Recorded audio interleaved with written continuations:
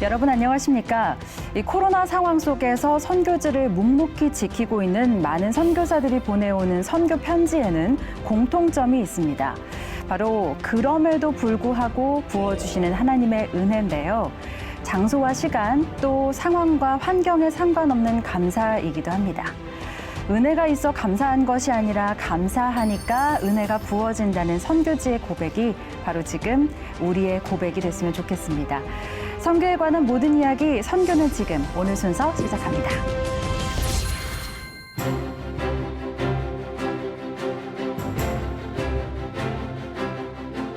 네, 먼저 저와 함께 이 시간을 책임져 주시는 두 분 소개해드리겠습니다. 김혜영 커넥트의 김혜영 선교사님 그리고 기독신문의 노충원 기자님 나오셨습니다. 어서 오십시오. 안녕하세요. 안녕하세요. 네, 사실 저희가 지난 시간에도 이제 올해가 얼마 남지 않았다, 뭐 100일 정도 남았다 이런 이야기를 했는데 이제 여름은 완전히 갔잖아요. 이제 가을인데 네. 좀 어떻게 지내고 계세요? 네, 가을을 즐기고 있습니다. 아, 네. 일단 단풍 드는 것도 보고 있고 맑은 하늘, 또 푸르른 하늘, 또 이제 책 읽어야 할 때이다. 이런 말들이 들어오고 있습니다. 책 읽는 거 좋아하시나요, 우리 선교사님? 아, 그럼요. 아, 네, 알겠습니다. 우리 기자님은 또 가을 어떻게 보내고 계세요? 지금 이제 10월 달 됐잖아요. 네. 10월이면 생각나는 노래가 있습니다. 네, 혹시 그 노래인가요? 이용의 잊혀진 계절과 김동규의 10월의 멋진 그날인데 아, 요즘 외로우신가요? 어느 멋진 그날, 근데 어느 멋진 날이죠. 네. 근데 그와 더불어서 연말이 되면 네. 많이 부르는 노래가 또 하나 있습니다. 네. 바로 이제 8월 달에 소천하신 박재원 목사님께서 지으신 찬송가 301장 지금까지 주시는 거. 주의 크신 은혜라 네. 한이 없는 주의 사랑 어찌 이름 말하랴. 예, 자나깨나 주의 손이 항상 살펴주시고 모든 일이 주 안에서 형통하게 하시네. 네. 예, 그 찬양을 이제 앞으로 많이 부르게 될 텐데 네. 예, 이제 10달이 지나간 거를 후회하기보다도 10달 동안 지켜주신 하나님의 은혜를 네. 예, 감사하고 네. 찬미하는 그런 기간이 됐으면 좋겠습니다. 네, 좋습니다. 이용의 잊혀진 계절로 시작했지만 마무리는 은혜롭게. 네. 저희가 사실 남아있는 하루하루를 소중하게 여기면서 또 감사하는 마음으로 살아가는 방법밖에 없잖아요. 그렇게 좀 마무리를 했으면 좋겠다는 생각이 듭니다. 자, 그럼 본격적으로 오늘 순서 시작해 보겠습니다. 먼저 사진 한 장으로 전하는 선교 이야기부터 만나보죠. 노충환 기자님. 카리스마 있게 생기셨어요. 네. 누구시죠? 네, 한석진 목사님이시고 네.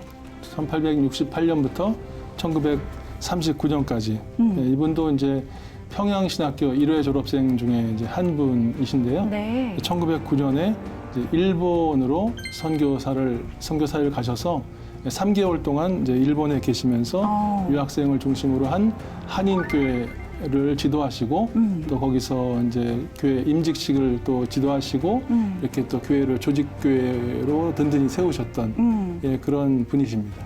그렇다면 우리나라에서 이제 시작한 일본 선교의 시작이 이 한석진 목사님을 통해서 이루어졌다 이렇게 보면 될 것 같은데 사실 일본 하면 또 궁금한 게 있잖아요, 저희가. 그렇죠. 사실 일본 하면 이제 한글 성경을 더 전해주고 나도 이수정 그렇죠. 분의 이름을 떠올리시는 그런 분들도 네. 많으실 것 같은데. 네, 네.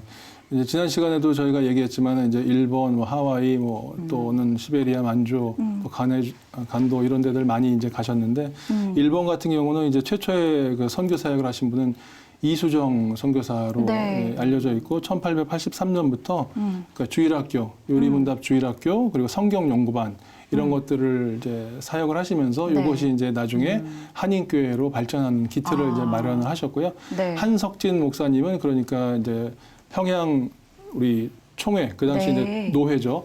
동노회에서 보낸 이제 일본의 공식적인 선교사인데 네. 아까도 말씀드렸지만 3개월 동안 이제 사역을 하셨습니다. 네. 그러니까 이제 이수정 선교사 같은 경우는 한국교회 정식 파송을 받았던 것은 네, 아니고 네. 한국교회 정식 파송을 받은 것으로 치자면 우리 네. 한석진 선교사님이 일본 선교의 최초다 네, 이렇게 그렇죠. 볼 수 있는 거네요. 네, 이제 이수정님은 신사유람단에 끼어서 이제 가셨다가 네. 예, 거기서 그 이듬해부터 이렇게 유학생을 중심으로 네. 이렇게 사역을 이제 하신 거고요.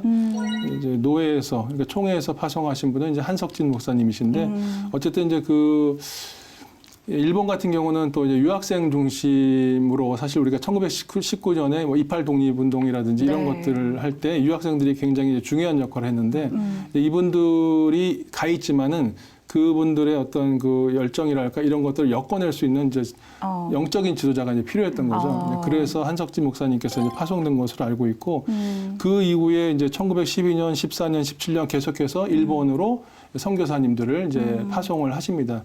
그리고 이제 특이할 것은 한석진 목사님은 사실은 예, 그 연합운동과 교회일치운동에 굉장히 이제 노력을 하셨던 분이고 제6대 그 교단 총회장도 하시고 그리고 이제 한국 NCC 회장도 하신 네. 그런 특이한 경력의 소유자이십니다. 네, 사실 당시에는 이제 사회적으로도 또 경제적으로도 많이 쉽지 않은 그런 상황이었을 텐데 그런 상황 속에서도 이렇게 다른 나라 또 선교를 위해서 애쓰신 흔적들을 보면 또 마음이 뭉클해지는 그런 부분인 것 같습니다. 자, 좋습니다. 이번에는 김혜영 선교사님이 가져오신 사진을 한번 볼까요? 어떤 사진이죠? 네, 저는 이제 지난 9월 1일부터 네. 시행된 이제 미국 텍사스주에서 낙태 금지법에 대해서 네. 사람들이 시위하는 장면이 담긴 사진입니다. 네. 그렇군요. 야, 네. 격렬하게 지금 시위를 하고 있는 네. 장면이 이제 담긴 거네요. 그렇죠. 지난달부터 이제 미국 텍사스 주에서는 낙태 금지법이 시행되었어요. 그래서 미국은 워낙 이제 다양한 법 종류들이 주마다 다르게 적용이 되고 그렇죠. 있거든요. 그런데 텍사스주는 이제 몇 개 남지 않은 기독교적 가치를 추구하고 있는 그런 주입니다. 네. 그래서 지난 9월 1일 발효된 낙태 금지법은 이제 종전에 시행된 그런 낙태 금지 시기를 현행, 그러니까 20주에 네. 이제 심장 박동이 이렇게 감지가 되면 이렇게 낙태할 수 없다. 20주를 이런 기준으로 거를 보는군요. 임신 6주로 이렇게 앞당겨서 더 엄격하게 이제 시행을 하게 된 거죠. 앞당겨서, 네. 그러다 보니까 이에 대한 이제 반발이 거세지고 또 이를 반대하는 사람들은 소송 안 돼 그러면서 소송도 시작했다는 내용입니다. 그야말로 찬반이 굉장히 격렬한 그렇죠. 그런 격렬하죠. 현장을 네. 담은 사진이네요. 6주면은 이제 비교적 낙태는 안 하는 것이 좋겠지만은 6주면은 강한 그런 규제를 보인 것으로는 알고 있는데요. 네. 또 이제 특별히 굉장히 보수적이라고 생각하는 게 네. 성폭력에 의한 이런 예외적인 조항 같은 경우도 이제 네. 허용하지 않았다는 것 때문에 논란이 되는 것 같습니다. 그렇죠. 다른 주로 이것 때문에 다른 주로 이제 원정 낙태를 하는 분들도 계시고 또 네. 낙태 문제에서 이제 항상 등장하는 요소가 있는데 생명의 주인이 누구인가 그것을 이제 정확하게 알아야 되지 않겠는가. 당연히 기독교인 저희는 생명의 주인이 누군지 알고 있지만 비기독교 사회에서는 또 이슈가 되고 있잖아요. 그래서 이제 이 낙태 금지법으로 인해서 신고 네. 하면 또 포상금을 주겠다. 또 예외 조항을 마련하겠다. 논의가 필요한 여러 가지 부분들이 있겠지만 여성이 이제 자기 결정권으로만 또 접근해서 볼 수 없는 그런 부분이 또 있지 않겠습니까? 그렇죠. 그래서 이제 낙태가 필요하지 않도록 하는 그런 사회적 안전망을 갖추고 또 생명에 대한 그런 인식을 우리가 올바르게 갖고 또 제대로 변화하는 그런 사회가 돼야 되지 않겠는가 하는 생각을 하게 됩니다. 네. 우리나라 같은 경우도 이제 2021년 1월부로 네. 낙태죄 그 처벌 조항이 폐지돼가지고 우리가 낙태 그러면은 그 법 개정안 그러면 이제 그 처벌 조항이 삭제된 그 형법이라든지 이런 관련 개정안들에 대한 논의들이 좀 있었고 이제 정부가 임시 14주까지는 허용을 무조건 하고 그다음에 24주부터는 조건부 낙태를 허용하고 이렇게 됐었는데 이제 의료계 같은 경우는 이제 10주까지는 해야 된다 이렇게 얘기했고 또 이제 낙태 반대하시는 분들은 아예 낙태는 안 된다 이런 건데요. 그런 것들이 계속 지금까지도 논란이 되는 것도 네. 저희들이 좀 주목해야 될 것 같습니다. 네, 그렇군요. 중요한 것은 이것이 정치적 이슈로 활용이 되는 것이 아니라 정말 우리가 그 가운데서 생명의 본질이 무엇인가를 다시 한번 깨닫고 좀 지혜로운 해법을 찾는 게 중요하지 않을까 그런 생각을 해보게 되네요. 자, 계속해서 이번에는 임마누엘의 하나님을 고백하는 선교지 현장 만나보는 시간으로 이어가 보도록 하겠습니다. 오늘은 필리핀으로 함께 가봅니다.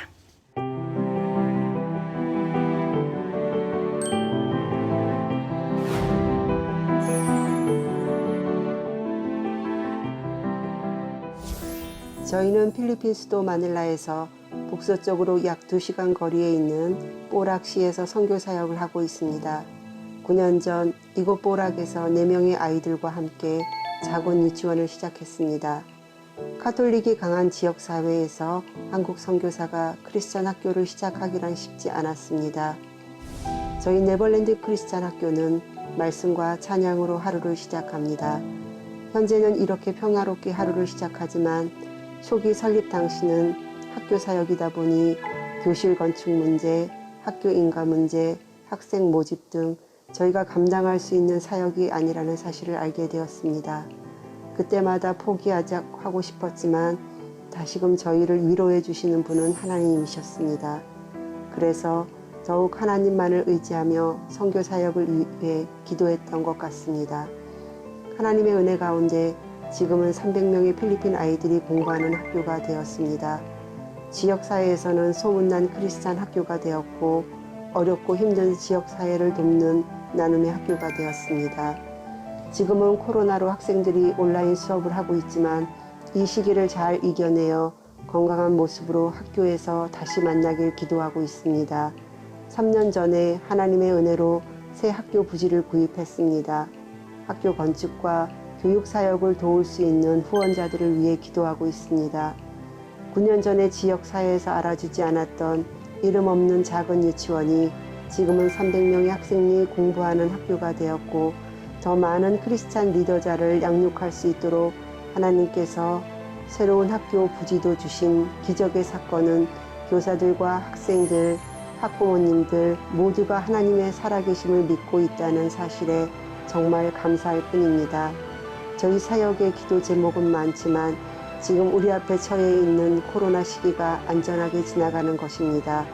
그리고 사람을 키우는 교육 선교를 위해 교실 후원자와 기도의 동역자를 위해 기도하고 있습니다. 저희 네버랜드 크리스찬 학교를 위해 기도해 주시기를 부탁드립니다. 네, 이 선교지에서 가장 필요한 건 앞서 보신 것처럼 미래를 위한 교육 사역을 또 빼놓을 수 없을 겁니다. 우리 배말순 선교사님 연결해서 좀 더 자세한 이야기 들어보도록 하겠습니다. 선교사님 안녕하십니까?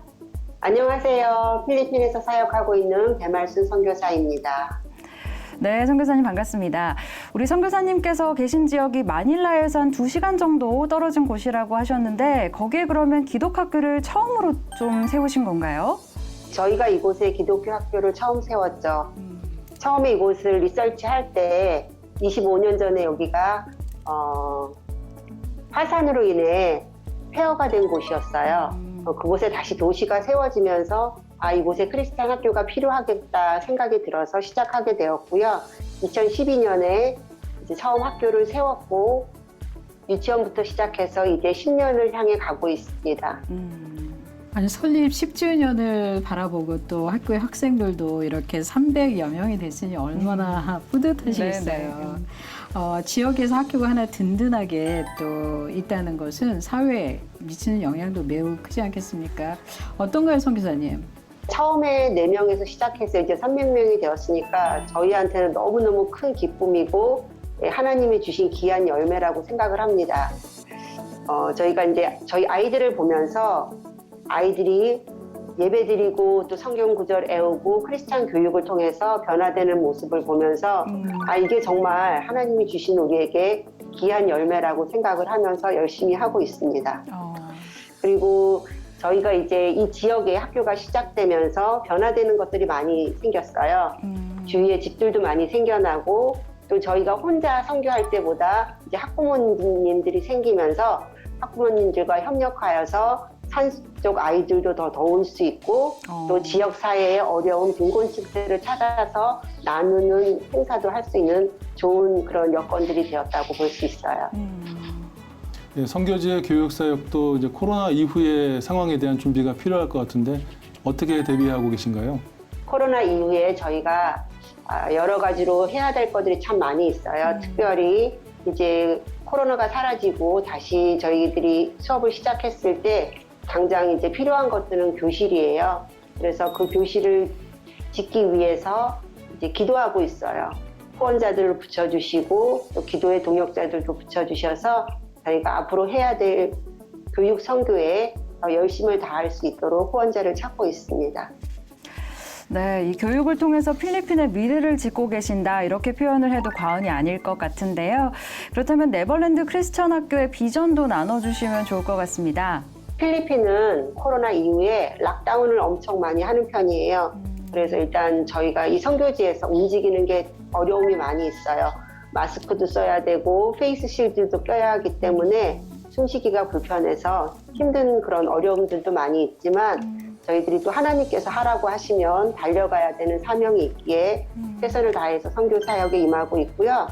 저희 학교의 비전은 우리 아이들을 통해서 부모님들이 변화되고 또 부모님들을 통하여서 이 필리핀이 변화되는 것이 저희의 선교 사명입니다. 또한 저희는 우리 선생님들을 보면서 선생님들이 저희 학교에 들어와서 크리스찬으로 변화되고 또 선생님들이 변화됨으로 인하여서 아이들에게 선한 영향력을 미치고 있어요. 그래서 그거를 통해서 이 필리핀이 더 변화되고 또 하나님의 나라를 만들어가는 그런 귀한 사역이 되기를 기도하고 있습니다. 네, 이 아이들을 통해서 부모들이 변화하고 또 부모들이 변화해서 필리핀 사회를 변화할 수 있도록 하는 게 비전이라고 말씀하셨는데 이 네버랜드 크리스천 학교를 통해서 우리 필리핀의 미래를 책임질 리더들이 많이 배출될 수 있도록 저희도 함께 기도하도록 하겠습니다. 성기사님 오늘 말씀 감사합니다. 감사합니다. 네, 필리핀의 배말순 선교사와 이야기 나눠봤습니다.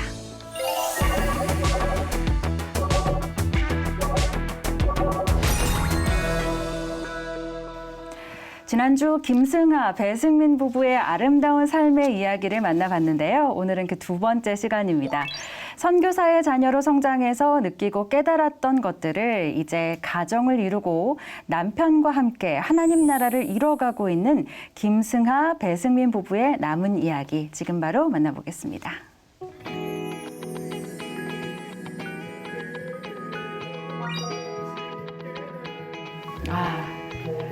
이렇게 마주보고 앉으셔서 꽃 나눔 사역하시는 거기에 메시지를 적으시나 봐요. 그런 거군요. 매주 저희는 50명에게 복음을 전하고 매주 저희는 편지를 쓴다고 막 얘기를 또 할 수 있겠지만 사실은 아내랑 저는 한 장이라도 덜 쓰려고 막 티격태격 할 때도 있거든요. 아내 26장 쓰게 하고 저는 24장 쓰고 막 그럴 때도 있을 만큼 저희 되게 부족한데 그럼에도 결국에는 항상 그 같은 시간대에는 같은 마음으로 모이거든요. 아내랑 저랑. 그 시간이 참 좋은 것 같아요. 우리가 어떤 목적과 목표 없이 부부가 같이 사는 게 아니라 정말 행복하고 허무함이 없는 목표라고 해야 될까요?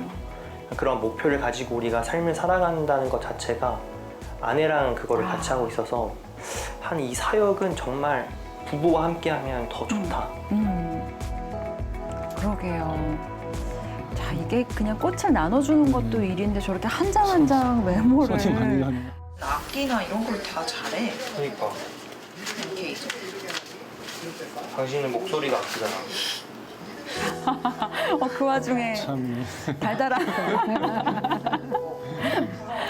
두 분께서 유달리 이 영상에 말씀이 없으신 것 같습니다. 교회 흑인 쪽에 하신단 말이야. 근데 거기에서 반주래. 한 분은 되게 신기한 일이 있었는데 갑자기 저희 인스타그램으로 이제 저희 이거 사랑한 송이를 받으신 거를 찍어서 올려주시고 DM으로 이제 막 이렇게 글을 쫙 길게 적어주셨어요. 그래서 이제 유심히 읽어봤는데 그분이 직접 꽃을 받은 게 아니라 직접 꽃을 받은 게 아닌데 위로가 저에게 너무 큰 위로가 되어서 감사 인사를 전하려고 이렇게 DM을 드립니다 라고 적어주셨더라고요. 그래서 제가 너무 궁금해서 저희한테 직접 받으신 게 아니면 어떻게 받으셨냐라고 여쭤봤는데 그냥 길 가다가 벤치 위에 올려져 있었대요, 이 꽃이. 근데 너무 눈에 띄어가지고 거기에 있는 편지를 읽었는데 너무 위로가 됐다는 거예요. 그래가지고 저한테는 정말로 하나님이 우리가 생각지도 못하는 방향들로 이렇게 많은 사람들한테 지금 다가가고 계시구나를 크게 깨닫게 됐던 것 같아요. 왜냐면은 그 사람한테 직접 전한 것도 아닌데 어찌하여 그 사람이 거기에 놓여져 있는 걸 딱 그 시간에 그렇게 봤을까, 그리고 또 그게 그 사람한테 위로가 됐을까를 생각하면은 우리가 이 꽃을 누구한테 주던 상관없이 이게 또 다른 사람한테 통해 또 흘러갈 수 있지 않을까, 그렇게 생각을 하면은 또 되게 신기하고 감사한 것 같기도 하고. 사람이 어떤 일을 해도 하나님께서 또 그 일을 하나님 네. 역사 가운데 이끌어 가시니까요. 예쁜 보라색 꽃을 이번에는 선택하셔서 또 네, 포장을 하고 계시네요. 저 비용도 많죠. 일단 어렸을 때는 저도 다른 선교사님 자녀들이랑 다를 거 없이 되게 제 자신에 대한 그리고 제 정체성에 대한 고민들을 많이 했었던 것 같아요. 나는 과연 무엇일까? 남아공에서도 남아공 사람답지 않게 생겼고 이제 한국에 잠깐 뭐 들어올 상황이 있으면은 한국에서도 저는 한국인이 아닌 것 같았거든요. 그리고 이제 선교사 자녀로서의 그런 이미지를 항상 갖추어야 된다는 부담감을 가지고 있었어요. 근데 어렸을 때는 그러한 부담감을 가지고 있다가 이제 조금 더 철이 들고 부모님께서 하시는 일이 하나님의 나라를 위한 것이었구나라는 큰 깨달음이 있은 이후로부터는 진짜로 이게 감사해야 하는 일이라는 것을 깨닫고 그 이후로부터는 항상 저도 부모님이 걸으셨던 그 길처럼 나도 선교를 하고 싶다라는 생각을 하게 된 것 같아요. 참 저게 쉽지 않은데 그렇죠. 하나님께서 네. 또 만져주시고 또 맞아요. 저들을 선교사로 또 쓰시는 것 같아요. 빨리 정신 차린 경우. 다행인 거죠? 하나님 아버지 감사합니다. 오늘도 저희를 이 길거리에 하나님의 복음을 들고 나오게 하여 주시어서 감사합니다. 담대한 마음 허락하여 주셔서 이 거리를 지나는 수많은 자들에게 하나님의 복음이 전달되게 하여 주시옵소서. 모든 것 주님께 맡겨드리오며 거룩하신 우리 주 예수 그리스도의 이름으로 감사하며 기도드립니다. 네. 참 저게 근데 사실 굉장한 용기가 필요한 일이잖아요. 그렇죠. 네. 그리고 또 하나는 그전에는 왜 이렇게 빵을 나눠주거나 뭐 물티슈를 나눠주거나 하잖아요. 수준이 사랑 한 송이 받아가세요. 선물로 나눠드리고 있어요. 선물이에요. 하나 받아가세요. 저희가 매주 50분에게 나눠드리는 건데. 맞아요. 그리고 요즘은 사실 저렇게 준다고 해도 그러니까요. 꺼리는 사람들이 그렇죠. 많으시잖아요. 이게 뭔지. 네. 이게 워낙 기브앤테이크에 익숙해가지고. 그렇죠. 하나님께서 이 사역을 되게 오랫동안 기다리셨구나를 첫 주부터 저는 느꼈었던 것 같아요. 근데 그 이유는 거의 대부분 다 저희가 찬양을 틀어놓는데도 듣지 못하고 그냥 지나가시는 분들이 많거든요. 근데 그 뒷모습을 보면서 기도를 할 때 정말로 하나님이 그럼에도 불구하고 나는 너를 사랑한다라는 마음을 그들에게도 하는 것 같아서 네, 되게 은혜가 되는 것 같아요. 그럼에도 불구하고 보여주시는 은혜.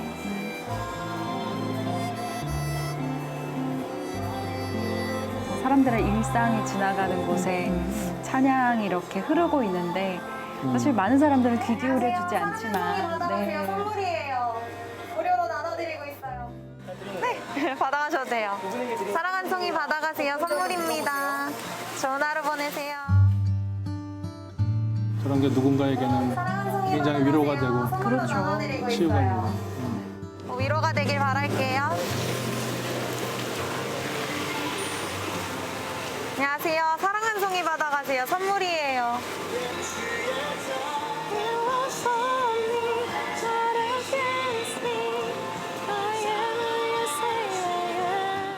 생각보다 50송인데 좀 꽤 오랜 시간 있어야겠어요. 받아가세요. 선물이에요, 선물. 편지 위로가 되길 바랄게요. 하나 받아갈래요, 친구?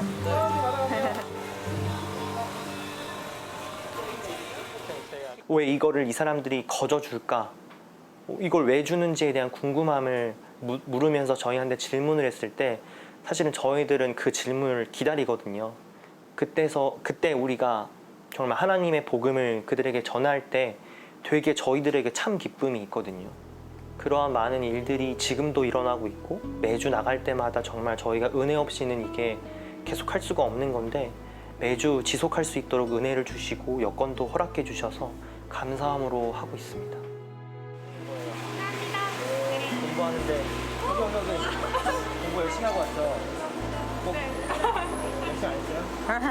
편지 저희가 직접 적었으니까 꼭 한번 편지 꼭 읽어보세요. 네. 귀여워. 사랑하는 손이 번영하세요. 선물이에요. 두 분에게 드리는 선물입니다. 꼭 편지 한번 읽어보세요.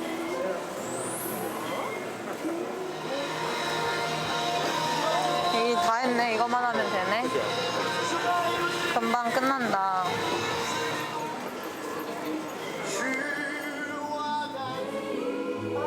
그렇게요. 저렇게 지나가시는 분들도 계시고. 나는 막연하게 우리는 선교 가자, 선교 가야지가 아니라 우리가 지금 이 자리에서 당장 할 수 있는 게 뭔지 생각을 하다 보니 이렇게 또 저희가 사역을 하게 된 것 같고 또 그 사역을 하나님이 기뻐하시는 것이 저희에게는 확신이 있거든요. 그래서 지금 이미 우리는 그 비전을 같이 이루고 있는 중이고 또 앞으로의 비전을 기대하고 있는 것 같아요. 이거 마지막 한 송이 당신이 해주세요. 커플헤드가 좋아야 되는 거 같아요. 이거 누구한테 갈까? 아니, 안녕하세요. 사랑하는 손이 받아가세요. 선물이에요. 어머니 드세요, 어머니. 편지 한번 읽어보세요. 사랑한 송이입니다. 끝. 기도하자. 기도할게요. 사랑의 하나님, 오늘도 참 감사합니다. 하나님께서는 언제나 저에게 힘을 주시고 은혜를 부어주셔서 이렇게 매주 사랑 한 송이를 전할 수 있게 해주심에 정말 감사드립니다. 저희는 꽃만 전했으니 하나님께서 그들의 마음에 그 씨앗이 잘 자랄 수 있도록 은혜를 부어주시옵소서. 오늘도 너무 감사합니다, 주님. 예수님의 이름으로 기도드립니다. 아멘. 감사합니다. 아멘. 고생했습니다. 갑시다. 드디어 사랑 50송이가 다 사람들에게로 갔네요. Let's go. 내 뒤로. 가족도 물론 중요하고 살아가는 것도 물론 중요하지만 지금 와서 생각을 해보면은 그게 가장 가치 있다는 거를 알고 계셨기 때문에 그런 선택을 하셨던 게 아닐까 싶고 그게 정말로 맞는 길이고 진리라는 걸 저도 깨달았기 때문에 그 삶을 살고 싶은 거거든요. 그래서 저도 남편이랑 꼭 이제는 뭐 굳이 해외에서 사역을 하는 것이 아니더라도 한국에서 계속해서 이렇게 사랑 한 송이 사역을 이어나가면서 저희 사역을 점점 더 넓혀가면서 선교자의 삶으로 살아가고 싶습니다.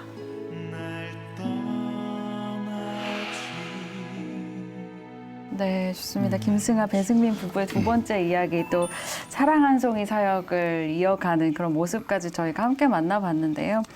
그 어떻게 보면은 이 사랑 한 송이를 전해주지만 받지 않고 결국 지나가는 사람들의 뒷모습을 통해서 하나님의 마음을 보게 되는 것 같아요. 이 부부의 눈에 그게 들어오지 않았을까라는 생각이 드는데 우리 기자님 어떻게 보셨어요? 네. 사실 또 신혼부부라 굉장히 풋풋해서 부러운 마음도 조금은 있으셨을 것 같은데. 사실은 네. 좀 더 살아봐라 뭐 이런 생각도 좀 있었긴 있었는데 좀 더 살아봐라. 근데 이제 네. 굉장히 찔렸던 게 야, 나도 처음부터 네. 저렇게 결혼 초창기부터 헌신된 마음으로 선교하고 또 전도하고 함께 이렇게 했으면 참 좋았겠다. 저분들은 어쨌든 앞으로 어떤 어려움도 잘 이겨내리라 믿고요. 그렇죠. 하나 문득 생각난 게 하나 네. 있어요. 뭐냐면은 제가 이제 취재를 하다 보면은 MK가 당하는 어려움들이 잘 안 알려져 있어요. 근데 사실은 그 굉장히 심각하거든요. 그래서 저런 분들이 이렇게 있다는 게 모델이 되고 우리 MK 분들을 힘내셔서 저런 선배들처럼 뭐라 그럴까 하나님 기뻐하시는 삶을 꼭 살아내시기를 바라겠습니다. 네, 어떻게 보면 MK로 이렇게 자라난 젊은이들의 좋은 롤모델이 될 것 같다라는 생각도 드는데 우리 선교사님은 또 어떻게 보셨어요? 일단은 내가 믿고 알고 있는 것을 일상생활에서 실천한다는 것. 더군다나 이렇게 밤 거리에서 하나님 알지 못하는 사람을 대상으로 그렇죠. 이렇게 실행한다는 것은 정말 큰 용기가 필요한 일이거든요. 그래서 그런 측면에서 저는 정말 큰 박수를 보내고 싶어요. 네.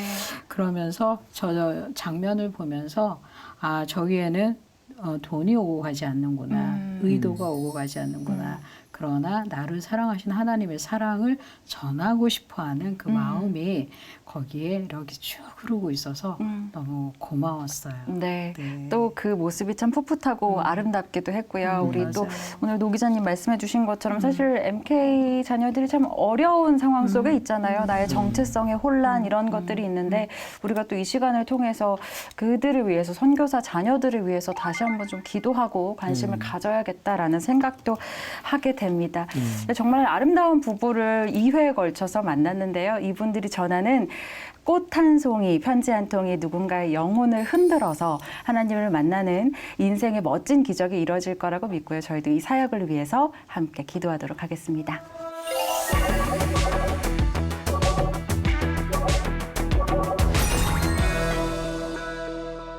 네, 매주 이 시간 하나님 나라 확장을 위해 다양한 모양으로 선교에 헌신하고 있는 분들을 만나고 있습니다. 오늘은 한국 OMF 선교회 공배들어 대표님을 스튜디오에 모셨습니다. 대표님 어서 오십시오. 네, 안녕하세요. 반갑습니다. 네, 바쁘실 텐데 이곳에 나와주셔서 감사드립니다. 네, 저희가 감사하죠. 네, 먼저 우리 OMF 선교회에 대해서 여쭤볼 텐데요. 소개를 좀 부탁드리겠습니다. 네, 한국 OMF는 1980년도 5월에 출범을 하게 됩니다. 네. 작년까지 해서 40주년이 됐고요. 오. 올해 41주년. 그러니까 이제 국제 OMF로서는 네. 156년이 됐습니다. 네.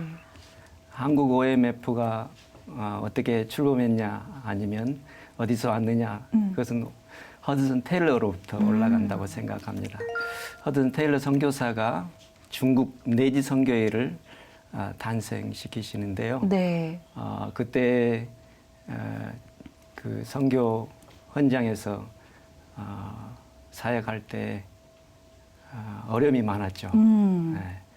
그런 가운데 중국 내지 선교회가 1865년에 시작이 됩니다. 네. 그리고 1950년 공산화가 되면서 철수를 하게 되죠. 아이고. 그런 가운데 이제 OMF라는 선교회로 자리 바꿈을 하는데요. 그 이유는 이제 CIM, 차이나 일랜드 미션 중국 네. 내지 선교회가 50년에 이제 마감을 하고 또 모든 선교사들이 중국으로부터 해외 바다를 건너서 동남아 사역으로 이동하면서 붙은 이름입니다. 네. Overseas Missionary Fellowship이라는 네. OMF라는 해외 선교회라는 단체로 이름을 바꾸게 되죠. 그렇군요. 네. 그러니까 동아시아 위주로 좀 선교를 하게 되면서 이름도 그렇게 네. 바뀌게 된 거네요. 네. 그러면 동아시아의 이 복음전도 분포는 좀 어느 정도 되고 있는 상황인가요? 네, 동아시아 인구가 약 21억 정도 됩니다. 네. 그래서 유대 문화권, 불교 문화권, 또 힌두 문화권 이렇게 나눠서 퍼센테이지가 다 다를 터인데요. 또 국가마다 또 다른 양상이 있습니다만 네. 저희 OMF가 가지고 있는 데이터로는 약 1.2% 정도 그 복음화율을 가지고 있습니다. 현재 OMF는 123미 정도 종족에게 초점을 맞추고 있고 네. 그 중에서 48개 종족 가운데 사역하고 있습니다. 네, 그러니까 네. 75종족은 여전히 더 많은 사람 일꾼들이 필요한 상황입니다. 그래서 OMF가 이제 더 많은 일꾼을 필요로 하는데요. 약 1,000명의 일꾼들을 보내달라고 요청하고 있습니다. 네. 그 한국 선교 초기에 보면 동남아시아 국가들로 이제 선교사님들 많이 파견하면서 시작이 됐는데 이제 좀 그런 정점이 좀 이렇게 지나갔다는 느낌도 있는데요. 그동안에 이제 선교 1세대들이 동남아에서 이루신 선교의 열매들이 이렇게 좀 맺혀가고 있는 것 같은데 어떻습니까? 네, 그렇습니다. 선교사 파송 숫자가 줄어들었다고 합니다. 또 선교사 헌신자도 점점 줄어들고 있다고 보고되고 있습니다. 그렇지만 OMF는 코로나 상황에도 불구하고 여전히 헌신된 그리스도인 또 선교에 헌신하려고 하는 젊은 청년들도 있고 늦깎이로 또 헌신하고자 하는 가정들도 있습니다. 허슨 테일러가 중국에서 선교사에 갈 때는 약 45년간 정도 활동을 하게 됩니다. 1865년에 24명의 선교사를 데리고 목표는 인랜드 내지 선교회를 지향하면서 가게 되는데요. 그때 24명이 9개 성에서 활동을 하고 그 이후에 이제 1905년 허슨 테일러 선교사가 소천하시고 하늘나라 가고 난 다음에 그 결과는 이 24명의 선교사가 828명으로 증가하게 됩니다. 그리고 중국 동역자들은 1152명. 그리고 세례받은 교인들, 성도들은 10만 8,625명. 그리고 418개의 교회가 개척이 됩니다. 또 여러 센터가 형성되고 학교로는 150개가 일어나게 됩니다. 네. 현재 18개 나라, 동아시아의 18개 나라에서 사역하고 있는데요.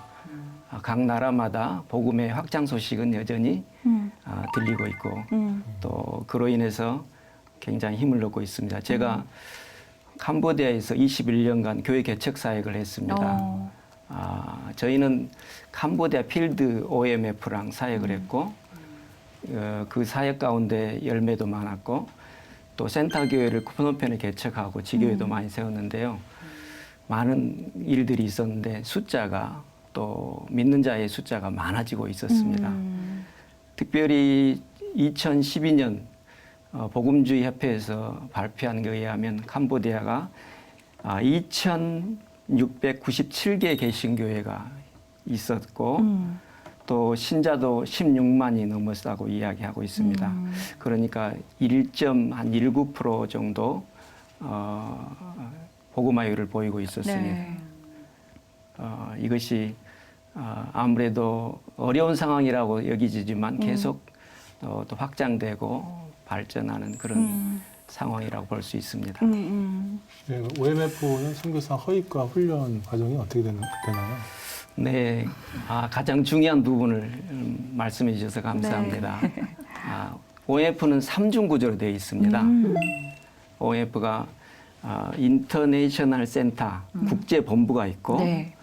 또 선교사를 선발해서 보내는 본부센터, 홈센터라고 네. 부르는 한국 본부가 있습니다. 네. 그리고 선교사가 가서 사역할 선교지, 필드 센터가 있습니다.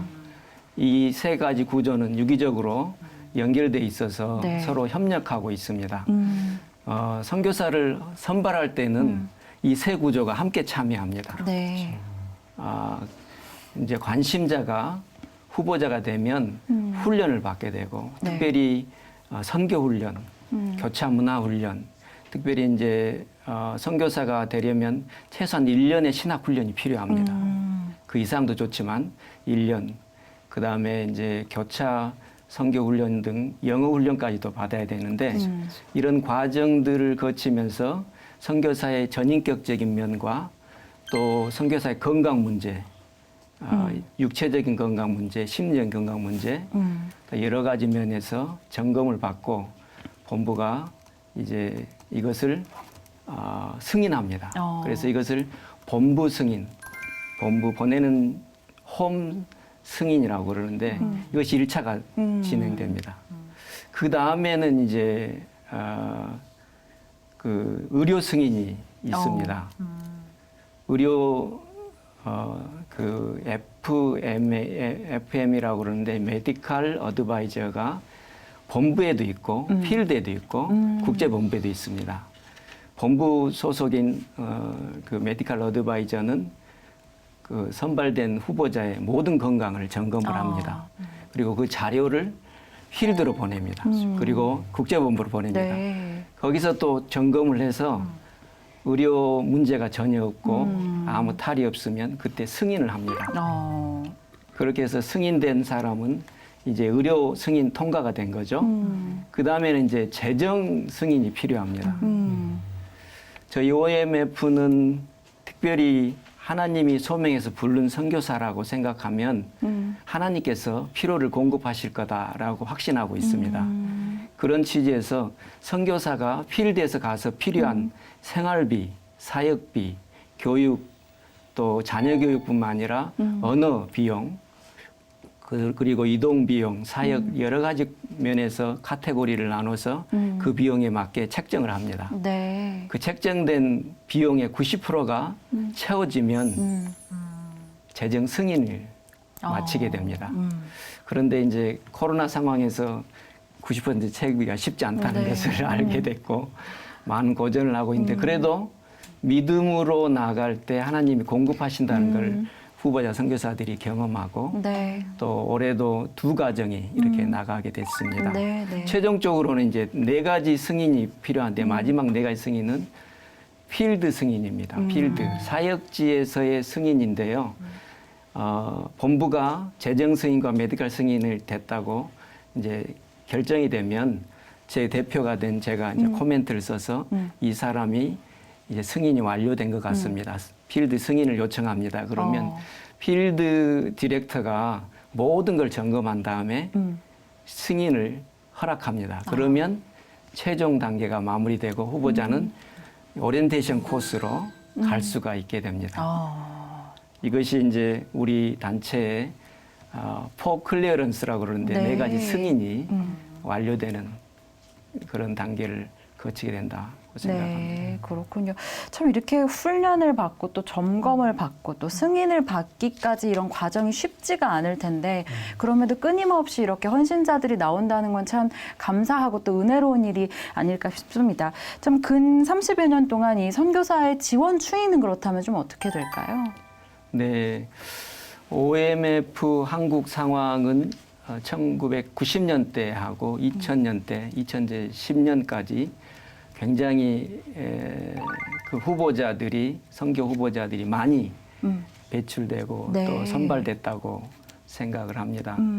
그 이후에는 이제 조금씩 연령대가 늦어지고 또 줄어드는 것은 확실히 있습니다. 그렇지만 현재 관심자와 후보자 과정에 있는 분들이 꾸준히 있습니다. 저희 단체는 평균적으로 20-30명의 관심자 후보자가 파이프라인에 올라와 있습니다. 그리고 그중에 30-40%는 젊은 청년층이 있습니다. 여전히 숙제이긴 하지만 이렇게 한국 교회가 또 선교에 적극적으로 동참하고 또 젊은이들과 또 헌신하도록 선교적인 교회로 다듬어져 가기 때문인지 여전히 저희에게는 또 이렇게 추수꾼들이 있다고 생각이 되고 있습니다. 특별히 한국 교회가 젊은 청년 세대가 부족하다 이렇게 이야기하는데요. 선교 상황도 마찬가지인 것 같습니다. 청년 세대, 특별히 밀레니얼과 Z세대는 더 어려운 과정이 있다고 생각이 됩니다. 헌신하는 그 MZ 세대가 헌신하는 그 형태가 다른 것 같습니다. 길게 헌신하려고 하지 않고 짧게 하지만 자기가 좋아하는 것을 하려고 합니다. 그렇지만 제가 볼 때는 MZ세대는 정말 똑똑하고 또 능력이 있는 그런 세대라고 생각이 됩니다. 그래서 저희 OMF 국제본부와 모든 필드하고 한국본부 등이 굉장히 고심하고 있는 상황이기도 합니다. 어떻게 하면 젊은 청년 세대를 일으켜낼 것인지. 그래서 리이매진 프로젝트라는 그 프로젝트를 진행하고 있습니다. 아마 길만 잘 열어주면 젊은 세대가, MZ세대가 더 헌신하고 또 아름다운 선교로 동원되리라고 생각이 됩니다. 선교 현장에서의 그 니즈도 좀 변화가 있는지요? 어떻습니까? 코로나 상황으로 인해서 선교지가 많이 달라지고 있는 것 같습니다. 각국의 봉쇄 조치와 비자 통로가 좁아지면서 입국이 어려운 상황이고 특별히 제안 국가인 중국과 베트남, 또 말레이시아 같은 나라들이 굉장히 어렵습니다. 그래서 현재 OMF가 주도하고 있는 것은 새로운 방향을 추구하는 겁니다. 네. 그래서 이제 인테그랄 총체적 선교를 어떻게 그러면 할 수 있을 것인지, 또 디아스포라 사역은 어떤 사역으로 우리가 더 개진할 건지, 현재 OMF에서 디아스포라 사역, 원래는 동남아 지역만 사역을 하게 돼 있는데 네. 동남아인들이 가는 모든 곳은 이제 선교지가 됐습니다. 네. 그래서 현재 60개 국가에서 선교사들이, OMF 선교사들이 활동을 하고 있습니다. 예를 들면 아프리카, 케냐, 또 유럽, 아메리카, 남미까지 들어가서, 왜냐하면 동남아인들이 흩어진 지역이 전 세계적이기 때문에 네. 그분들을 향해서 선교하는 그런 모델을 구상하고 있고 실제 그렇게 또 하고 있습니다. 네. 그래서 DRM이라는 필드가 생겼어요. 디아스포라 리터닝 미니스트리. 그래서 돌아갈 사람들, 특별히 5년 안에 다시 본국으로 돌아가서 또 신앙생활을 할 수 있는 사람들을 겨냥해서 사역하는 필드입니다. 그래서 모든 나라에서 거의 사역을 하고 있는 상황입니다. 그리고 이제 마켓플레이스라고 그래서 직접 그런 상업 활동을 할 수 있는 사람들과의 파트너십, 또 직접 그렇게 또 나가도록 권장해서 사역하는 또 형태들, 또 미셔널 비즈니스라는 개념을 또 확장시켜서 어떻게 하면 더 많은 사람들이 실제적으로 가서 사역할 수 있을지 고민하고 또 그런 자리를 준비하고 있습니다. 이 말씀을 들어보니까 중국에서 시작한 사역이 이제 동남아시아에서 이제 전 세계로 확대되어 가고 있는데요. 한국 OMF가 이렇게 이제 그 가장 중요하게 여기는 가치들이 있을 것 같아요. 이 가치들을 선교 사역에 어떻게 담아내고 계시는지요? 네, 이 가치는 결국 이제 허슨 테일러가 시작했던 그 시작점으로부터 우리가 가치를 발견할 수밖에 없는데요. 허슨 테일러 선교사님이 이렇게 이야기했어요. 우리가 필요한 것은 위대한 믿음이 아니라 위대하신 하나님을 믿는 것이다. 아멘. 하나님의 방법으로 하는 하나님의 일에는 결단코 하나님의 공급하심이 부족함이 없을 것이다 라고 말을 했어요. 그래서 우리 단체의 가장 첫 번째 키워드라고 생각하는 가치는 우리는 하나님을 신뢰한다. 믿음 선교입니다.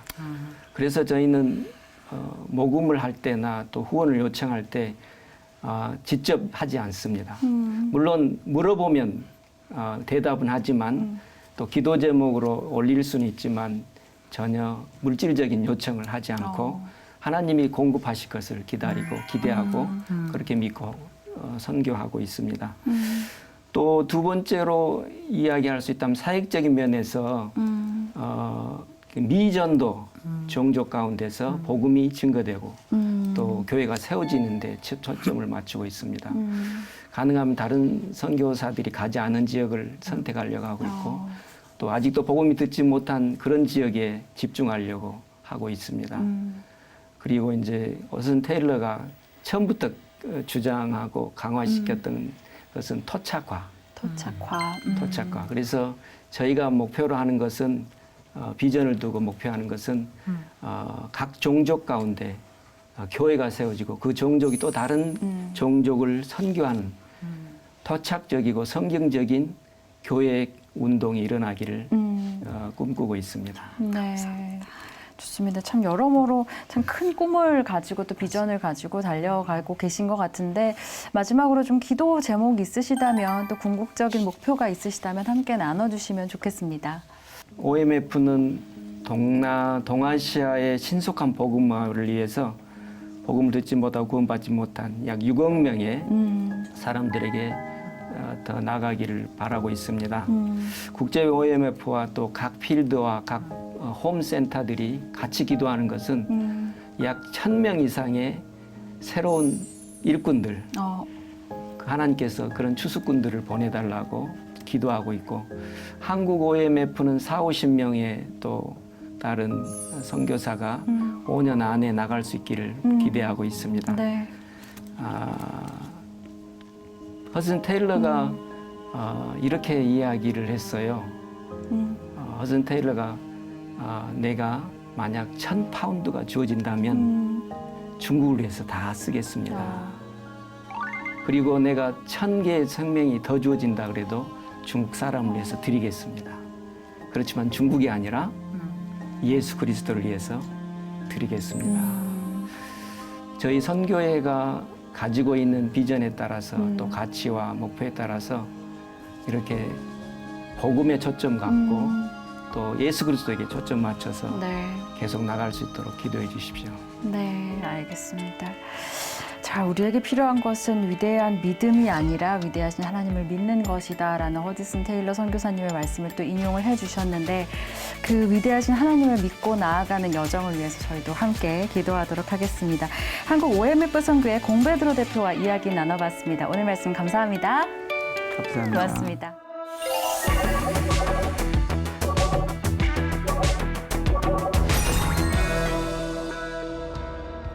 네, 선교는 지금 오늘도 이렇게 마무리할 시간이 됐습니다. 자, 두 분 오늘도 함께 해주셨는데요. 오늘 어떠셨나요?